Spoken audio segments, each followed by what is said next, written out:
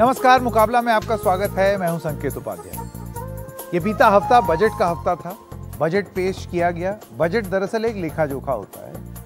आप यूं समझ लीजिए कि आपके घर के बजट की तरह ही होता है। कितनी आमदनी आई और वो जो पैसा आया है उसको किस तरीके से खर्च करना है, वही चीज वित्त मंत्री ने की। लेकिन वो आपके घर की बात होती है, ये देश की बात है। और जब देश की बात होती है तो उसमें तमाम तर्क निकाले जाते हैं कि क्यों आपने फलानी चीज को ज्यादा बजट दे दिया या ढिमकानी चीज में से बजट कम कर दिया।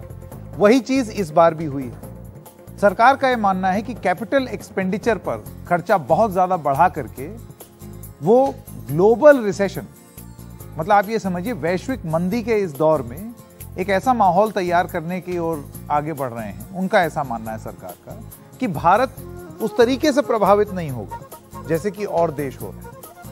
तो क्या ये सही होगा? जब भी मंदी की बात आती है तो नौकरियां जाती हैं, जिसकी खबर हम सुन रहे हैं, और भी तमाम चीजें होती हैं। ऐसे में कुछ जरूरी चीजों के बजट कम कर देना, जैसे कि मनरेगा, बहुत ज्यादा कम कर देना, क्या ये सही कदम है? इसको लेकर के तमाम बातें हो रही हैं और हमने सोचा आज एक चौपाल लगा ही ली जाए ढंग से बजट को समझने के लिए। ये आपकी जिंदगी पर सीधा असर करता है। तो ये जो बजट है कहीं बढ़ा है, कहीं घटा है, लेकिन क्या ये बजट राजनीतिक तौर पे अगर बात करें तो भारतीय जनता पार्टी के लिए 2024 की कुंजी है क्या? आइए चर्चा शुरू करते हैं। मैं स्वागत करना चाहता हूं, स्टूडियो में हमारे साथ हैं प्रोफेसर प्रवीण झा, आप इकोनॉमिस्ट हैं, राजेश शर्मा बीजेपी नेता हैं, former national convener CA cell, chartered accountant cell Bharatiya Janata party के, अभय दुबे जी प्रवक्ता कांग्रेस पार्टी के स्टूडियो में हमारे साथ हैं, रजत सेठी आप ऑथर हैं, इकोनॉमिस्ट हैं, हमारे साथ स्टूडियो में हैं, और विनी महेश्वरम जी भी हैं, चेयरपर्सन हैं at present enterprises. Thank you very much. आप सब लोगों का बहुत बहुत धन्यवाद। शो के फॉर्मेट में 1 मिनट का समय दिया जाता है ताकि सब लोग अपनी बात शुरुआत में रख दें 1 मिनट में, उसके बाद फिर हम चर्चा शुरू करते हैं। प्रोफेसर झा आप शुरू कीजिए। जी, जहाँ तक सरकार की जो एक इस पे समझ है उस दृष्टिकोण से देखें तो पूरा का पूरा रिलायंस वो इंफ्रास्ट्रक्चर और कैपिटल एक्सपेंडिचर जो है उस पे है, और उनको लगता है कि वही जादू की चाबी है जिसके माध्यम से इस अर्थव्यवस्था का सब कुछ हो जाएगा। जहाँ तक खर्चे की बात है उस पर देखें इन द एग्रीगेट क्या हुआ है संकेत के, अगर हम सारे खर्चों को जोड़ के देखें तो रियल टर्म्स में ये घटा है। नॉमिनल टर्म्स में जो है अगर आप रिवाइज एस्टिमेट देखें तकरीबन 42 लाख करोड़ के आसपास है, और अभी जो प्रोजेक्ट किया गया है वो 45 लाख है। इन्फ्लेशन लगा लीजिए, अगर हम ये भी मान के चलें कि जो इनका है कि 4% है, उस हिसाब से भी देखें तो रियल टर्म्स में ये घट जाता है। तो ये सबसे बड़ी चिंता का सवाल है। उसके बाद अगर आप अलग अलग डिटेल्स में जाएंगे तो उसकी बात हम लोग बाद में करेंगे।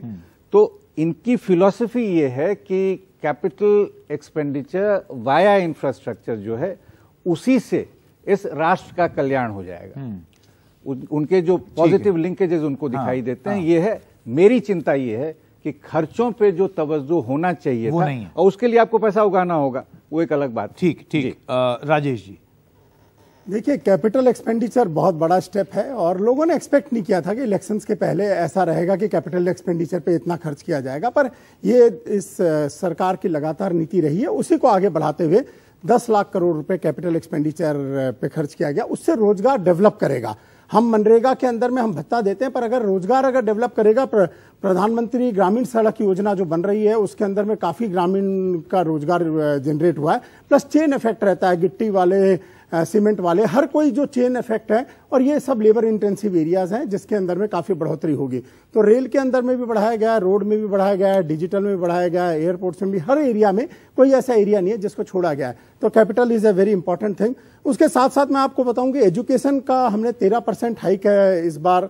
एजुकेशन के बारे में उस दिन कुछ डाउट्स थे। ट्राइबल्स जो कि शुरू से वंचित रहे हैं, उनके घर, उनको जल, उनको बाकी सारी चीजें देने के लिए 70% ट्राइबल अफेयर्स के उसमें हाइक किया गया है। तो जितने भी वंचित हुए हैं उनको भी ध्यान रखा गया है, plus at the same time जो टैक्सेशन की मार हरदम से एक मिडिल क्लास झेलता था, उनको भी बचाया गया। टैक्सेशन वाले मुद्दे पर भी आएंगे। अभय दुबे जी देखिए, इकोनॉमी के 4 बुनियादी सिद्धांत हैं अर्थव्यवस्था के चलने के। एक है प्राइवेट कंजम्पशन, एक है प्राइवेट इन्वेस्टमेंट, एक है एक्सपोर्ट और एक है सरकार का इन्वेस्टमेंट।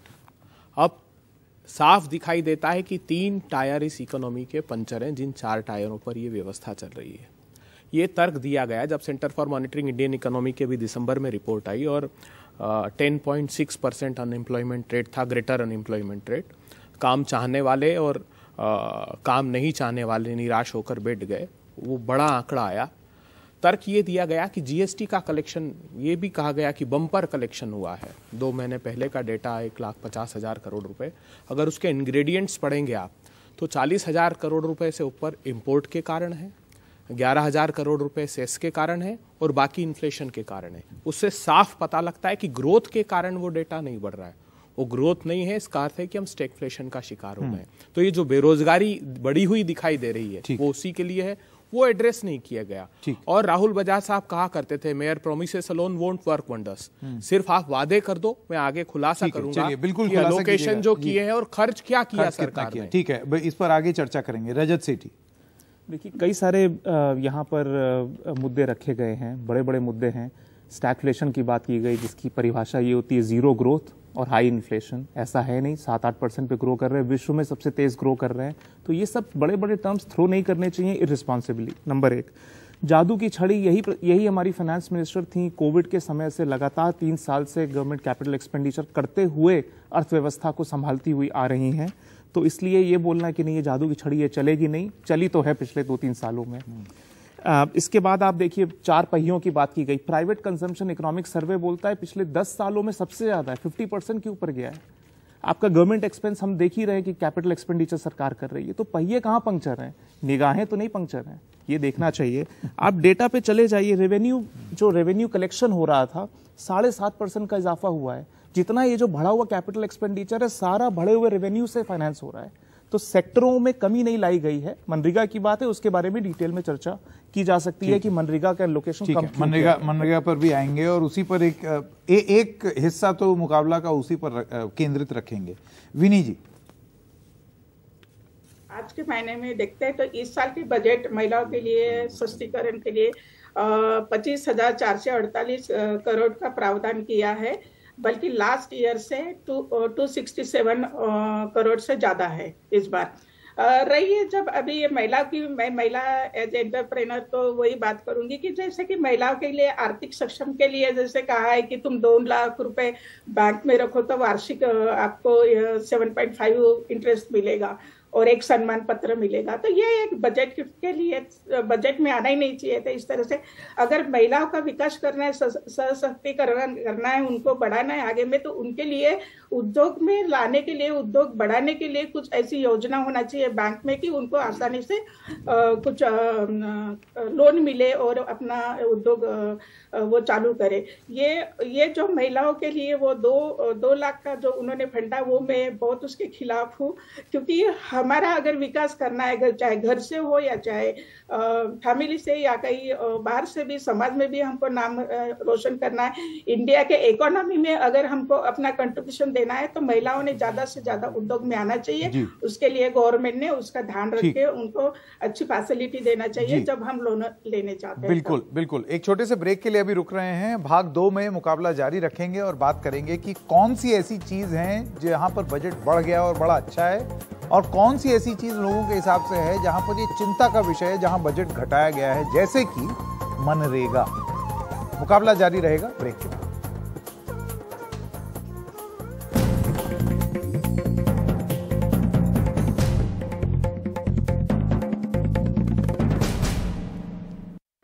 तो ब्रेक के बाद आपका फिर से स्वागत है। प्रवीण जी, मैं आपसे शुरू करना चाहता हूं। देखिए, मनरेगा के बजट में कटौती हुई, ठीक है, 73,000 करोड़ था आउटले आपका 2022-23 में, उसको 2023-24 में बजट एस्टिमेट कर दिया गया 60,000 करोड़, यानी कि 13,000 करोड़ रुपए कम।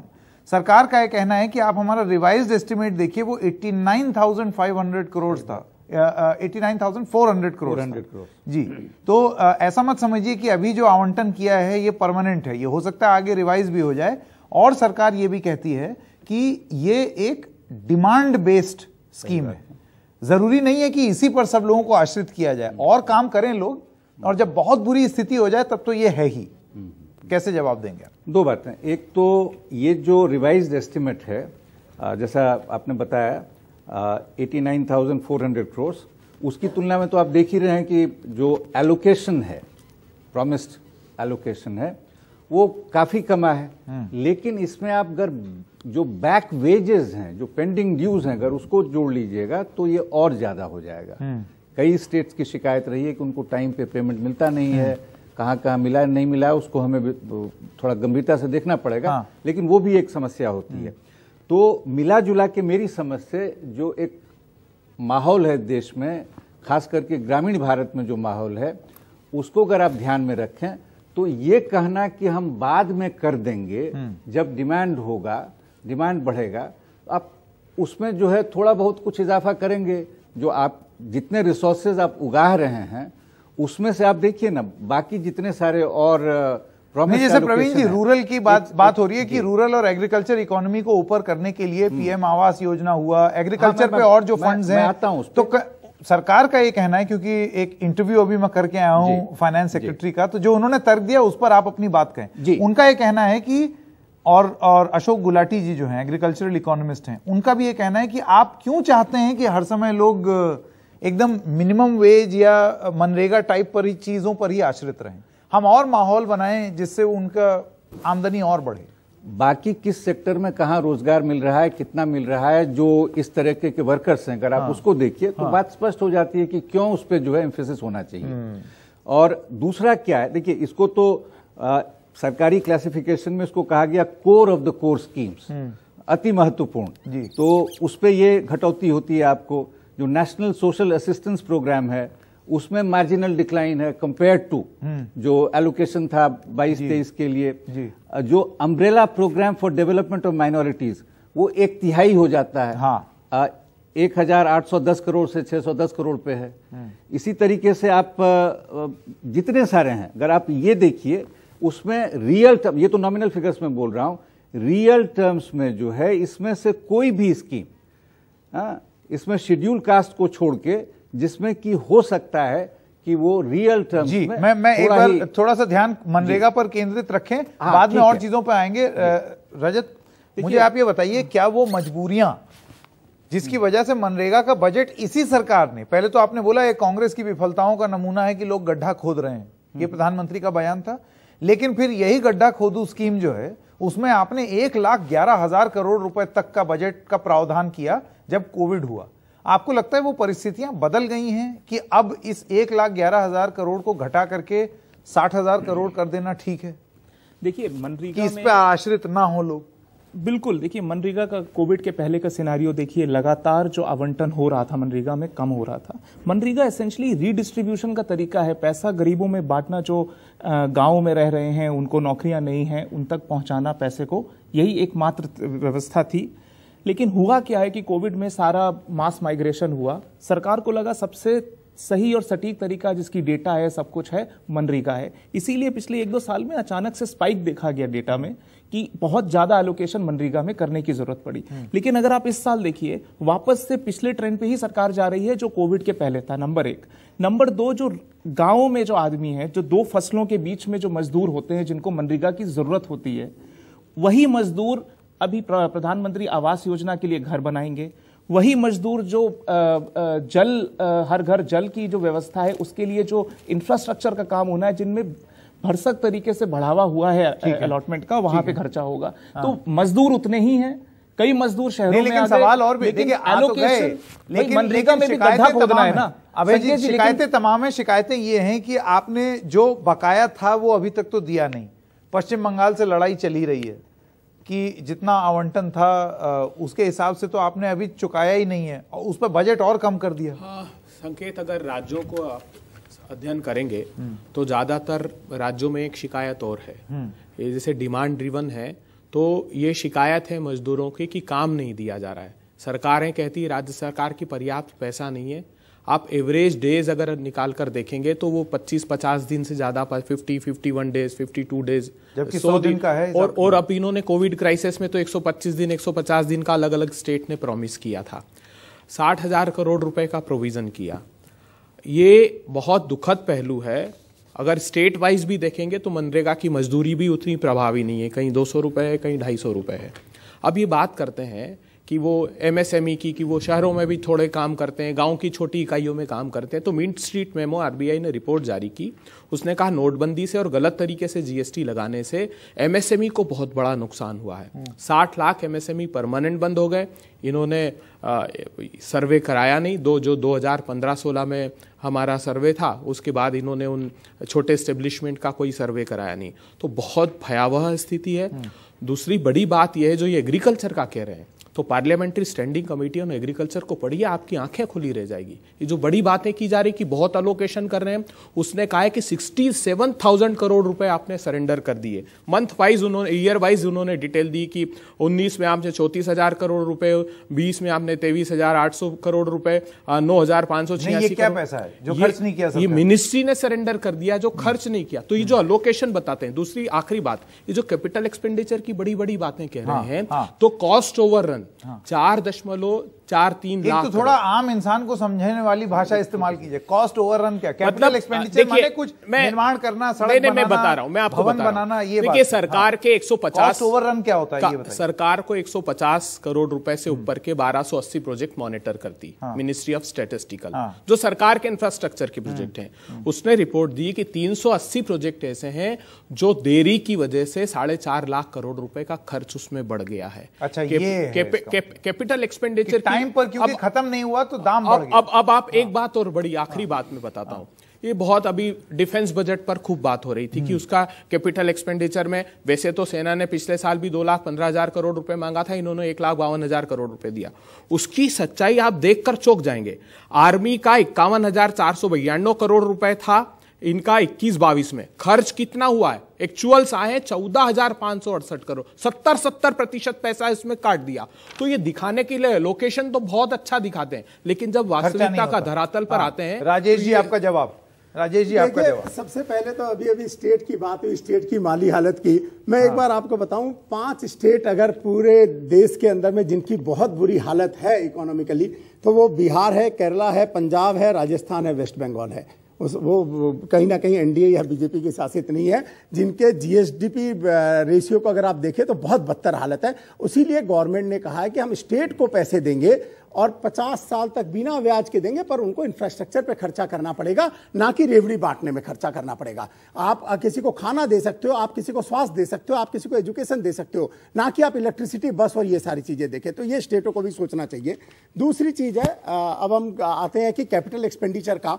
आवास योजना में 66% की जो बढ़ोतरी है, वो मकान कौन बनाएगा? कोई भी आदमी नहीं चाहता कि मुझे भत्ता मिले, वो चाहता है कि मुझे कमाई मिले, मुझे आत्मस्वाभिमान के साथ में मैं कमाई करूं। आवास योजना में 77,000 करोड़ है रिवाइज एस्टिमेट, उसको 79 कर दिया और कहते हैं 66%। संकेत, एक बहुत दर्दनाक पहलू यह है, हमने बार बार सरकार में थे तब लिखा भी सरकार को, आप 1,20,000 1,30,000 रुपए कुल मिलता है ग्रामीण आवास के लिए। क्या संभव है? आज 8-7-8 गुना कंस्ट्रक्शन कॉस्ट बढ़ गई। वो कैसे गरीब आदमी घर बनाएगा बताइए आप? वो तो बहुत जर्जर अवस्था में होते हैं। रजत का जवाब, राइट टू रिप्लाई, उसके बाद प्रोफेसर। देखिए, बड़ी चालाकी से कुछ ऐसी स्कीम जहां पे आवंटन कम होता है वहां पे तो लोग बोलते हैं, कहाँ आवंटन बढ़ाया गया, इसके बारे में भी चर्चा हो जानी चाहिए। देखिए, FFF प्रॉब्लम बोली जाती है, फूड, फर्टिलाइजर और फ्यूल। ये 3 ऐसी जगह रहती हैं जो कि भारत का खर्चा बहुत एस्टिमेट करने के बावजूद भी अंतर्राष्ट्रीय माहौल पे डिपेंड करता है। और इन तीनों में लगातार स्पाइक देखा गया है युद्ध की वजह से। तेल का दाम बढ़ा, जिसकी वजह से फ्यूल बढ़ा, उसकी वजह से एक्साइज ड्यूटीज वगैरह कम करनी पड़ी।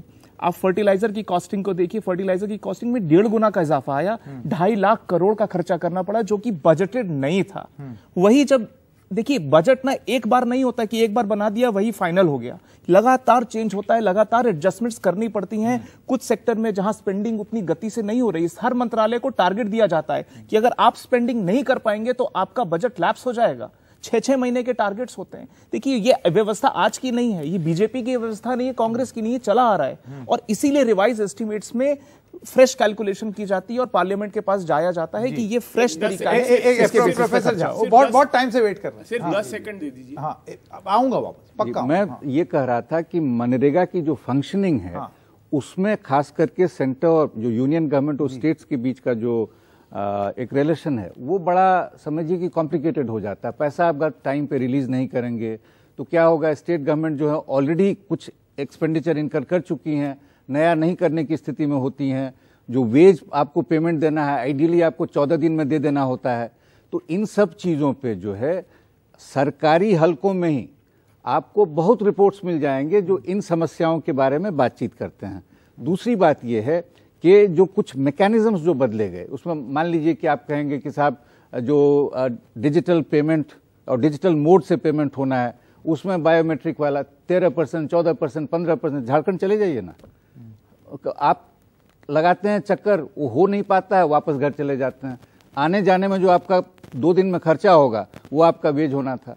तो ये जो सारी समस्याएं हैं इनको कैसे सुधारा जाए, एक ये बहुत बड़ी जो तो होता क्या है कि एक जबरदस्त डिसइंसेंटिव हो जाता है ये स्टेट गवर्नमेंट्स के लिए, क्यों नहीं वो कर पाते हैं इसको आगे, तो इम्प्लीमेंटेशन का काम तो वही करेंगे। नंबर 1। नंबर 2, ये बार बार ये रजत कर रहे हैं कि स्कीम्स जो है उसमें खर्चा बढ़ा है। मैं आपको जो उनका सर्वे का जो बजट डॉक्यूमेंट है उसमें निकाल के आप देख लीजिए, आप एलोकेशन किसी का किसी से जोड़ के देख लीजिए या रिवाइज से करना हो तो उसको करके देख लीजिए, 90% स्कीम्स में जो है रियल टर्म्स में घटा है। वो आप देख लीजिए, नंबर आपके सामने है। देखिए यहाँ पे बड़ी धीरे से रियल टर्म्स नहीं रियल टर्म्स नहीं, गलत बात है। नहीं, वो देखिए पब्लिक को मूर्ख नहीं आप बना नहीं, पब्लिक मूर्ख नहीं, आप मूर्ख बना रहे हैं। मैं बहुत रिस्पेक्टफुली सर आपसे एक चीज बोलता हूँ कि फिस्कल डेफिसिट होता है कि कितना गैप रह गया रेवेन्यूज में और उसमें, इसको लगातार कम करना है। ये भी बोलेंगे फिस्कल डेफिसिट बढ़ा दिया, खर्चा तुमने बढ़ा दिया और एस्टिमेशन नहीं रखा। देखिए अगर खर्चे को कम करना है, ये भी एक गोल है, फिस्कल डेफिसिट को एक ग्लाइड पाथ से नीचे लेकर आना है। 5.9% रखा गया, कायदे से ये चीज 4.5 के आसपास होनी चाहिए।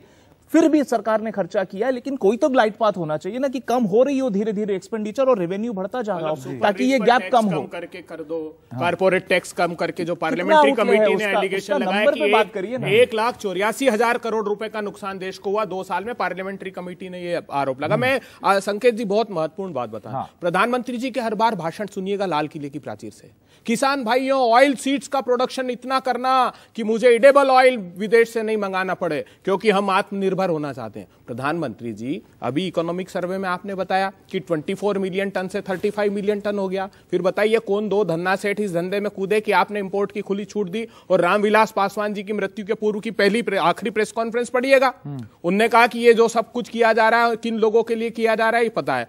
अब आपने ये प्रधानमंत्री जी भाषण में कहते थे क्रूड ऑयल का इंडिजीनियस प्रोडक्शन बढ़ा दूंगा ताकि मेरी आत्मनिर्भर हो जाए भारत। बताइए ना प्रधानमंत्री जी कम क्यों हो गया क्रूड ऑयल का इंडिजीनियस प्रोडक्शन। आखिरी बात, इन्होंने कहा था डायनामिक फ्यूल प्राइसिंग पॉलिसी लेकर आ रहे हैं 2017 में, इंटरनेशनल मार्केट में क्रूड ऑयल के प्राइस कम होंगे तो सीधा जनता को लाभ देंगे, बढ़ जाएंगे तो भी जनता पर भार नहीं पड़ेगा। 29 लाख करोड़ रुपए का डाका डाल दिया आपने उन पे टैक्सेस लगाकर, $20 पर बैरल हो गए तो भी जनता को लाभ नहीं दिया आपने। बिल्कुल, वो बेनिफिट पास ऑन नहीं किया और सेंट्रल एक्साइज का जो रेशो है वो बहुत ज्यादा बढ़ गया। पिछले साल कम किया है, पिछले साल कम हुआ है, लेकिन अभी भी आप अगर उसको पुराने अनुपात के हिसाब से देखें, अनुपात के साथ 2014 से अब नापते रहिए अनुपात, ऐसे तो नहीं होगा ना, कहीं तो रिलेटिव क्रूड ऑयल से होगा। क्रूड ऑयल से कंपेयर कर लीजिए ना, जब क्रूड ऑयल के दाम कम हो रहे तब आपने कहां कम पास ऑन किया उसको। जी चलिए, एक विनी जी बहुत देर से कुछ कहना चाह रही हैं। जी विनी। मैं ये कहना चाहती हूँ, चाहे कांग्रेस की सरकार थी, अभी बीजेपी की सरकार है, सरकार दोनों भी अच्छे बजट देते हैं लेकिन वो इम्प्लीमेंट नहीं होता है। जैसे बात करते हैं कि आंगनवाड़ी, इस बार का जो बजट दिया है आंगनवाड़ी के लिए, जो गांव में आंगनवाड़ी का एक सक्षम आंगनवाड़ी पोषण के लिए उन्होंने दिया है 20,554 करोड़ का प्रावधान दिया है, लेकिन इतना जो देते हैं तो रूरल में वो पहुंचता ही नहीं है। तो उसके ऊपर स्पेशली ध्यान देना चाहिए कि हम लोग बजट में इतना सैंक्शन कर लेते हैं लेकिन वहां तक वो विकास होता ही नहीं है। और सर की बात तो मैं सहमत हूँ कि पीएम जो आवास योजना है वो 1 लाख 1.5 लाख का उसका एक प्रावधान रहता है, लेकिन वो जो आज रेट जो बढ़े हैं 12 लाख 15 लाख 20 लाख, उसमें तो उनको कुछ भी फायदा ही होता नहीं। जो भी स्कीम है जो भी गवर्नमेंट स्कीम लाती है उसका बराबर इम्प्लीमेंट होता नहीं है। इस पर गवर्नमेंट ने ध्यान देना चाहिए कि हर किसी को किस तरह से फायदा होना चाहिए करके। जैसे महिलाओं के लिए स्टैंड अप इंडिया जो योजना निकाली है, महिलाओं के लिए तो काम में आई नहीं है।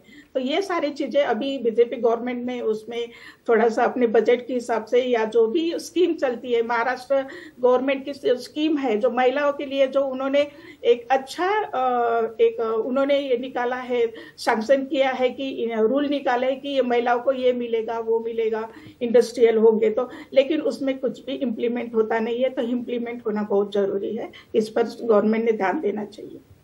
जी राजेश, मैं एक चीज कहूंगा, वंदे भारत ट्रेन बनती है, बड़ी लाइन होती है, इलेक्ट्रिफिकेशन होती है लाइन की, प्रधानमंत्री सड़क योजना के तहत 55,000 किलोमीटर एनएच बन जाता, जो ये लोग कभी 60 साल में पूरे नहीं कर पाए।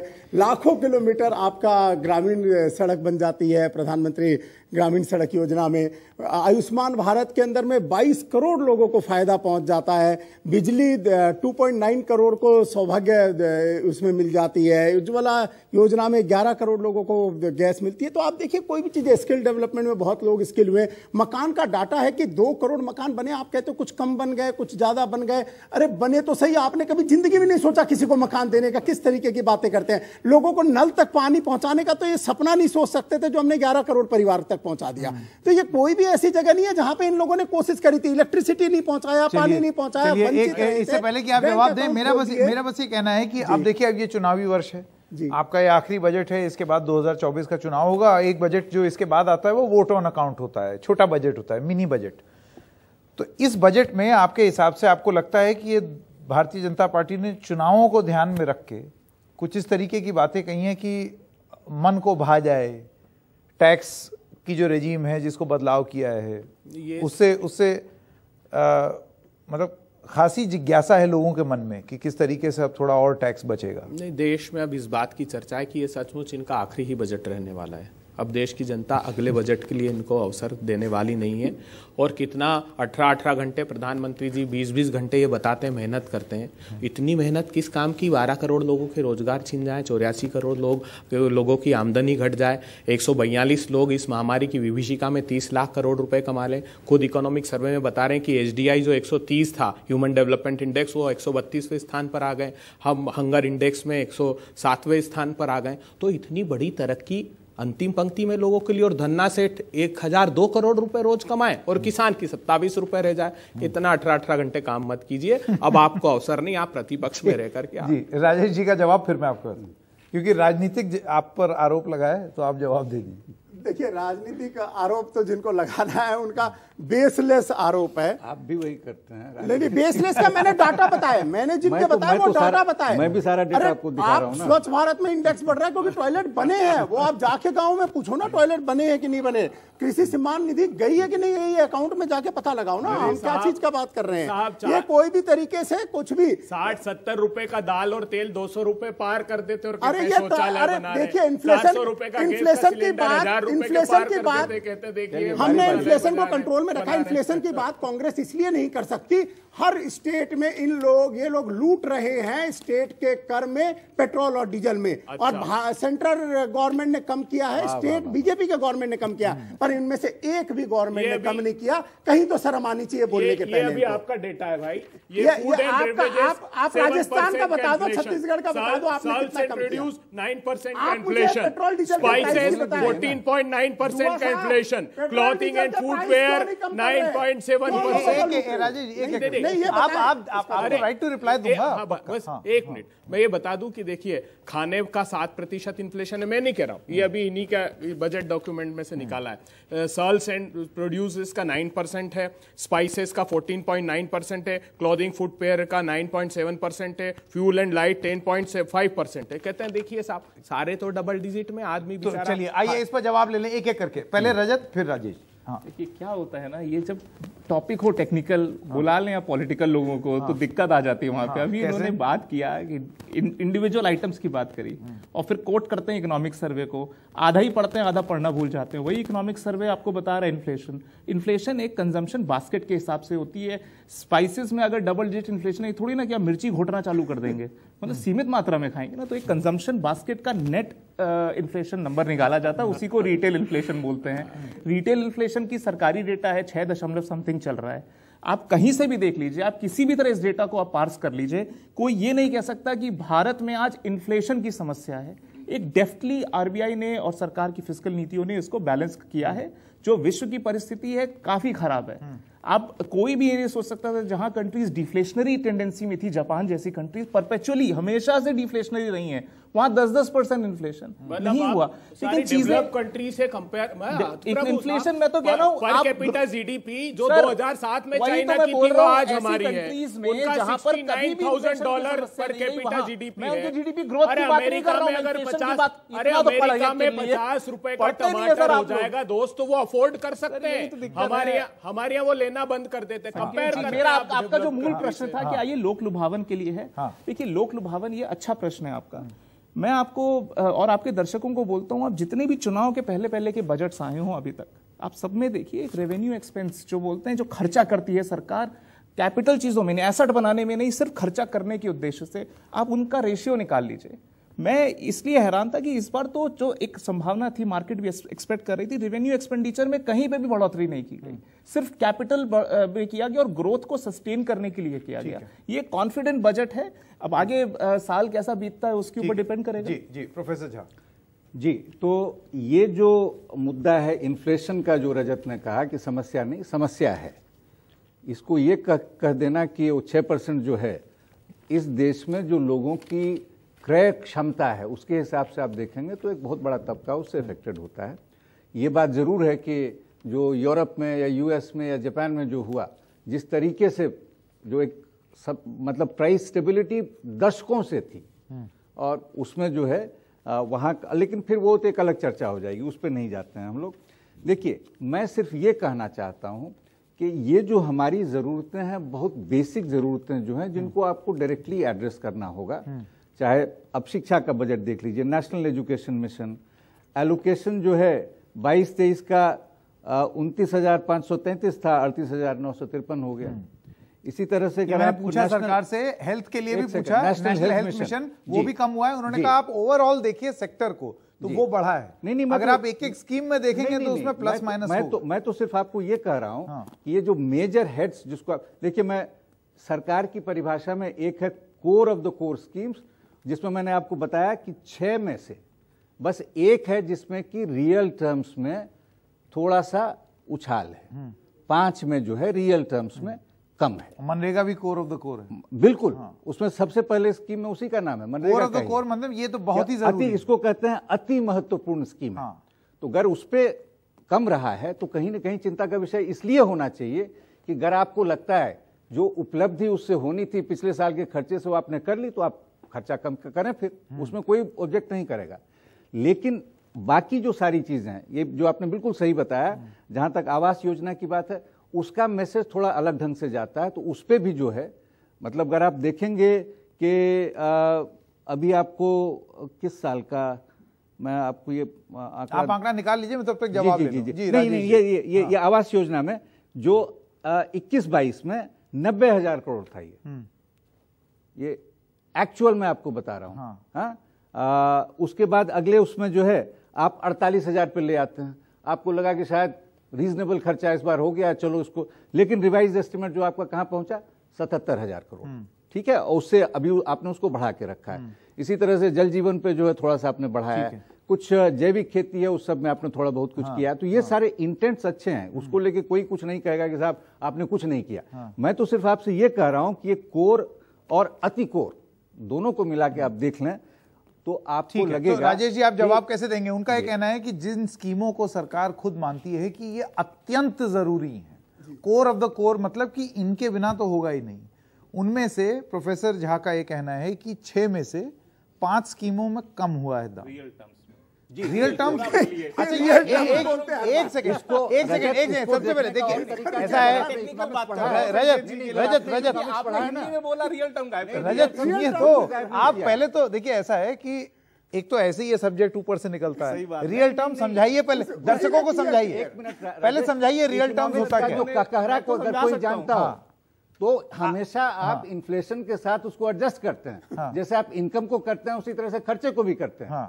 ये ABCD है इकोनॉमिक्स का। तो रियल टर्म्स का मतलब ये हुआ कि जितना इन्फ्लेशन, जितना महंगाई दर है, अनावश्यक बात कर रहे हैं। संकेत जी को भी टोक रहा हूं, बजट नहीं बढ़ा, रियल टर्म्स में नहीं बढ़ा, नॉमिनल टर्म्स में नहीं बढ़ा। ये नहीं जरूरी है बताना, ये नहीं बहुत जरूरी है बताना। अगर आप अशिक्षित रहना चाहते हैं तो रहे अशिक्षित, प्रसन्न रहे अपनी। राजेश जी का जवाब भाई देखिए सीधी सी बात है, मैं जितना कमाऊंगा उसी हिसाब से खर्चूंगा, ठीक है। और अगर महंगाई दर से आप उसको एडजस्ट नहीं करेंगे तो फिर कैसे बात है? महंगाई दर से एडजस्ट कर रहे हैं, बताते तो रहो आप लोगों को। यहाँ पे ओरिजिनल भी बताओ ना कि ये ओरिजिनल हमने पढ़ाया है। दोनों तो आपका जवाब क्या है उनकी बात? चलिए मैं इनको बताऊं ना घसीटिए। चलिए मैं आपको नहीं घसीटता, पर एक क्लैरिटी से बताऊं भाई साहब, ये जो कोरोना था ना भूतो ना भविष्यतो, और ऐसे अगर पहले वाली गवर्नमेंटें होती तो पता नहीं क्या हो जाता, जिसमें वैक्सीनेशन दिया गया, फ्री खाना 80 करोड़ लोगों को दिया गया, पूरी दुनिया में एक मंदी आई है। बड़े से बड़े, आज बहुत सीरियस आपको बात बता रहा हूं, बड़ी से बड़ी डेवलप्ड कंट्रीज की हालत चरमराई हुई है, और भारत के आसपास के जो छोटी कंट्रीज एक बड़ा खुलासा और होना चाहिए और श्रीलंका इन्होंने जिक्र किया है। देखिए मैं सुन रहा हूं सारे मंत्री से लेकर भाजपा के प्रवक्ता कह रहे 2 लाख करोड़ रुपए का हमने राशन का मुफ्त प्रावधान कर दिया देश की सरकार ने। देश के लोगों गौर से सुनिए, जो कोविड के क्राइसिस के टाइम स्कीम थी उसको बंद कर दिया है मोदी सरकार ने। ये जो 2 और 3 रुपए में पहले से फूड सिक्योरिटी एक्ट के तहत दिया जा रहा था, उसमें 2 और 3 रुपए का एग्जम्पन दिया है। कुल 6000 करोड़ रुपए का एक्स्ट्रा बर्डन सरकार को आ रहा है। ये कोई नया 2 लाख करोड़ रुपए नहीं रुकना पड़ेगा यहाँ पर, आगे चर्चा कर लेंगे भाई। अब सब आज ही पूरा बजट आप समझा देंगे।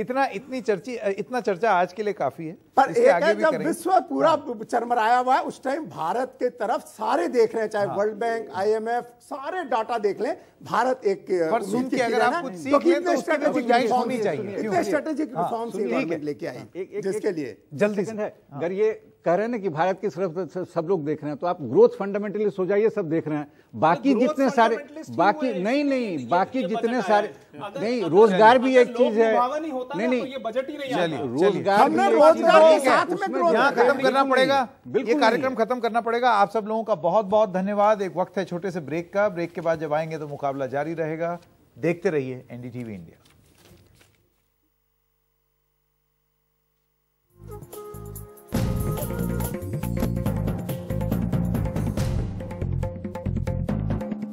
मनरेगा का कोविड के पहले का सिनारियो देखिए, लगातार जो आवंटन हो रहा था मनरेगा में कम हो रहा था। मनरेगा एसेंशली रीडिस्ट्रीब्यूशन का तरीका है, पैसा गरीबों में बांटना, जो गांव में रह रहे हैं उनको नौकरियां नहीं हैं उन तक पहुंचाना पैसे को, यही एकमात्र व्यवस्था थी।